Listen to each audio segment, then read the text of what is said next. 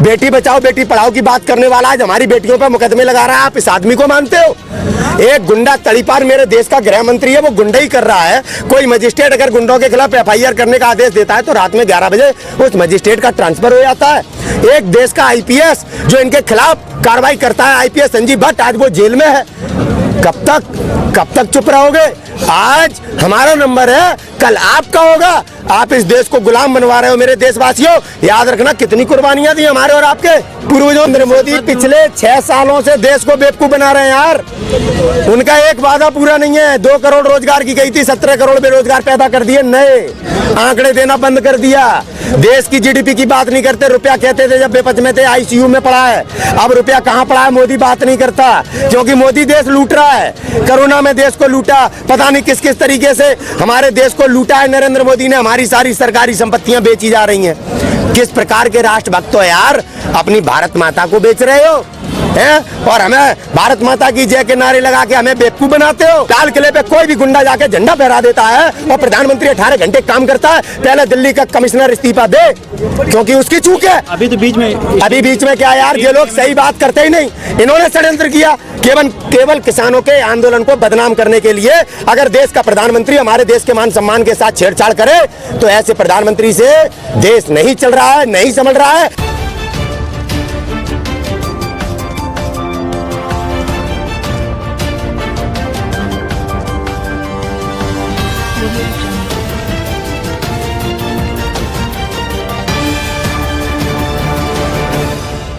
Petrol diesel के दाम already समझ लो बढ़ चुके हैं, आपके ऊपर एक बोझ की तरीके से लाद दिया गया है। इस पर आप क्या कहेंगे? देशवासियों को गंभीरता से चिंतन करना चाहिए, सोचना समझना चाहिए कि ये महंगाई कहीं ना कहीं आपकी कमर तोड़ रही है।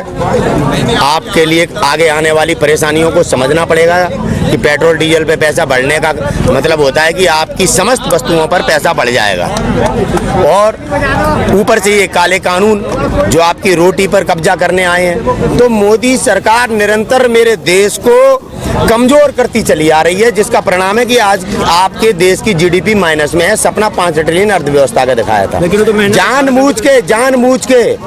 जानबूझ के देश बेचा जा रहा है, उद्योगपतियों के हाथ में दिया जा रहा है। ये सोची समझी साजिश है जो बहुमत का दुरुपयोग करके हमें कहीं ना कहीं उद्योगपतियों की अधीनता में लाने का षड्यंत्र नरेंद्र दामोदर दास मोदी जी कर रहे हैं। भारत माता की जय। वो तो कह रहे हैं कि हम किसानों को मजबूत कर रहे हैं। आप किधर से किसानों को मजबूत कर रहे हैं? मोदी जी ने अगर किसानों को मजबूत करने वाला एक आपके सामने प्रैक्टिकली उदाहरण दिया हो तो आप मुझे बताइए। नरेंद्र मोदी पिछले 6 सालों से देश को बेवकूफ बना रहे हैं यार। उनका एक वादा पूरा नहीं है। 2 करोड़ रोजगार की गई थी, 17 करोड़ बेरोजगार पैदा कर दिए, नए आंकड़े देना बंद कर दिया। देश की GDP की बात नहीं करते। रुपया कहते थे जब बेपच में थे, ICU में पड़ा है। अब रुपया कहाँ पड़ा है मोदी बात नहीं करता, क्योंकि मोदी देश लूट रहा है। कोरोना में देश को लूटा, पता नहीं किस किस तरीके से हमारे देश को लूटा है नरेंद्र मोदी ने। हमारी सारी सरकारी संपत्तियां बेची जा रही हैं। किस प्रकार के राष्ट्रभक्त हो यार, अपनी भारत माता को बेच रहे हो हैं? और हमें भारत माता की जय के नारे लगा के हमें बेवकूफ बनाते हो। कब तक देश का नौजवान अपने देश से गद्दारी करेगा? ऐसी राजनीति से आय तौबा करने की जरूरत है। आज अगर आप अपने देश के सिस्टम को नहीं देखेंगे कि आप सिस्टम क्या कर रहा है, ये सिस्टम हमारी और आपकी मेहनत की कमाई से तनख्वाह पाता है या अंबानी अडानी की?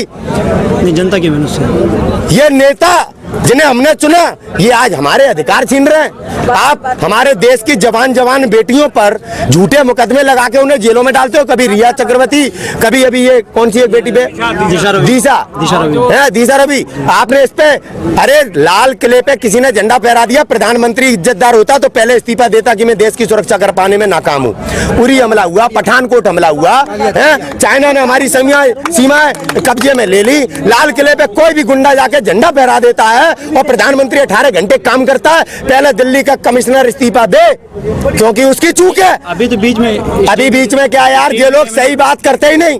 इन्होंने षड्यंत्र किया केवल किसानों के आंदोलन को बदनाम करने के लिए। अगर देश का प्रधानमंत्री हमारे देश के मान सम्मान के साथ छेड़छाड़ करे तो ऐसे प्रधानमंत्री से देश नहीं चल रहा है, नहीं संभल रहा है। हम सब अपने देश को बचाने के लिए इस प्रधानमंत्री को सत्ता से बाहर करना चाहिए। कहाँ मान रहे हैं आपको? अरे यार, उसके मानने से ना मानने से क्या है यार।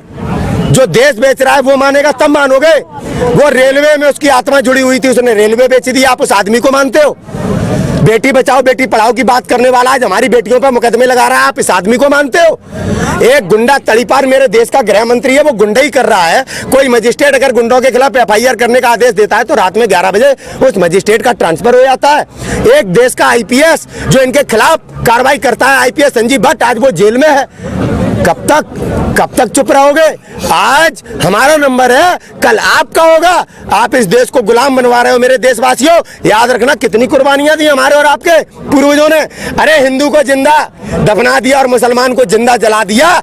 ऐसे कठोर मापदंडों से निकलने के बाद ये आजादी मिली है। और ये जुमलेबाज तुम्हें काम काम में भगवा पहन के तुम्हारी बहन बेटियों का शिकार भी कर रहा है, तुम्हारे देश को भी बेच रहा है। और ये कैसे गुमराह कर रहा है देश में न्यायपालिका में बैठे लोगों को चिंतन करना चाहिए कि अगर आप देश में न्याय नहीं करेंगे तो मेरे देश का नागरिक किस बिना पे लड़े? वो भी बंधक है। किस बिना पे लड़े? जब देश की न्यायपालिका चूड़ी पहन के बैठी है, जब चीफ जस्टिस, जब हमारे देश में जज लोया को न्याय नहीं मिल पा रहा तो किसानों को न्याय कैसे मिलेगा? कैसे मिलेगा एक IPS संजीव भट्ट को न्याय? कैसे मिलेगा आनंद मोहन को न्याय? कैसे मिलेगा दिशा को न्याय? कैसे मिलेगा रिया चक्रवर्ती को न्याय? और अपराधी अर्नब गोस्वामी को छुट्टी वाले दिन कोर्ट जमानत दे देता है, बाकी पत्रकार जेल में है। जो देश में सच बोलता है, पागल संपादक, जो देश में सच बोलता है उस व्यक्ति को किस प्रकार से NIA के माध्यम से, कहीं CBI के माध्यम से, कहीं पुलिस के माध्यम से उस पर मुकदमे लगा के आप बंद कर देते हो। और जो नाथूराम गोडसे के हत्यारे को राष्ट्रवादी कहती है साध्वी, जो एक आतंकवादी है, उसको आपने संसद में पहुंचा दिया। कभी आप देश में हिंदू मुसलमान करते हो, कभी आप ऊंच नीच करते हो, कभी आप सिख और हिंदू करते हो। अरे सिखों ने तो अपने धर्म, इस देश में जनता को ये सिखाया कि धर्म का पालन कैसे किया जाता है, सिखों ने। अरे जब इस दिल्ली में जब कितने बॉर्डर पर हमारे देश के मजदूर भूख प्यास से तड़प के मर रहे थे, तब आपके प्रधानमंत्री मोदी जुमलेबाजी कर रहे थे, 20 लाख करोड़ रुपए का पैकेज दे दिया है। यहाँ पे मजदूरों के लिए 1000 बसें लगी थी। अगर बस नंबर 2 की भी थी, वो जरूरी था कि इन मजदूरों को उनके घर पहुंचाया जाए, या गंदी राजनीति करना जरूरी थी भगवाधारी आदित्यनाथ योगी की? बताओ। बसें किसी ने भी भेजी, मदद थी। यहाँ भूखे मर रहे बच्चे, भूखे मर गए माताओं के बच्चे भूखे मर गए, गरीब मर गए। यहाँ पे देखा होगा स्टेशन पे एक माँ मरी पड़ी थी, बच्चा कैसे रो रहा था। ऐसे दिन इस नरेंद्र मोदी ने अच्छे दिन के नाम पर इसे देश में लाए। आज हमें बता रहा है जब बंगाल जाता है कि हम किसानों के हितैषी हैं। ये आपको लालच दे रहा है मेरे देश के किसानों। अगर लालच में तुम आ गए तो तुम्हारी मिट्टी तुमसे छीन ली जाएगी, तुम्हारी मिट्टी तुमसे छीन ली जाएगी। आज लालच में मत आया ना। मेरी माँ ने बचपन में बताया था सबसे बुरी बला है लालच।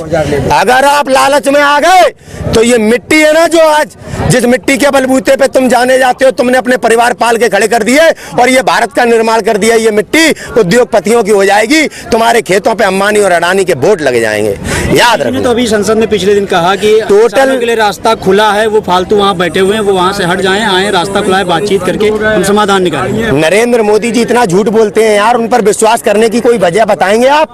यहाँ पे 28 तारीख को किसानों को कुचलने का प्रयास किया, यहाँ पे अपने भाजपा के RSS के गुंडे भेज के मेरे बूढ़े बूढ़े किसानों पर अत्याचार करने का पूरा प्रोग्राम बनाया, आपको मीडिया ने दिखाया होगा। वो तो महात्मा टिकैत ने आके कैसे अपने पुत्र की अंदर से आके एक हुंकार मारी, उस हुंकार ने जिस जन सैलाब को यहाँ जोड़ दिया है, वो जन सैलाब वोट क्लब पे ही जाके बैठेगा आगे आने वाले दिनों। बताइए आपने IPS संजीव भट्ट के नाम लिया, आपने और भी दिया, जो चक्रवर्ती का नाम लिया, आपने रिया चक्रवर्ती का नाम लिया।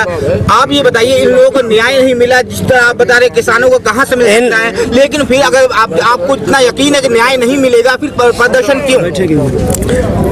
ऐसा है, कोशिश करने वालों की कभी हार नहीं होती। मम्मी ने नहीं बताया क्या? बताया नहीं या पढ़े नहीं अभी तक, पत्रकार बन गए। आपने आप भी एक मिनट आपने क्या बोला? आपने क्या बोला जब उन्हें न्याय नहीं मिला तो आप लोग आंदोलन?